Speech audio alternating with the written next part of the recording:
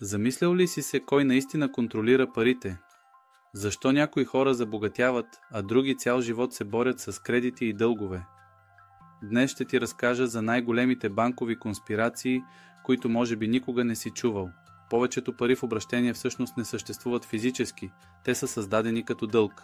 Когато вземеш заем, банката не ти дава реални пари, а просто ги създава в дигитален формат. Това означава, че икономиката работи на базата на постоянен дълг. Една от най-популярните теории твърди, че малка група от частни банки контролира световната финансова система. Например, Федералният резерв на САЩ не е държавна институция, а частна банка, която печата долари и дава назаем на правителството с лихва. Светът върви към пълна дигитализация на парите. Но ако физическите пари изчезнат напълно, властите и банките ще могат да следят и контролират всяка твоя транзакция. Това ли е краят на финансовата свобода?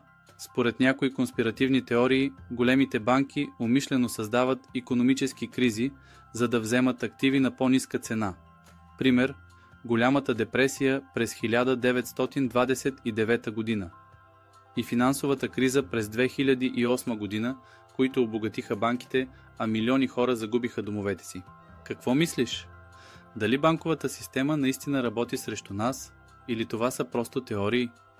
Пиши в коментарите.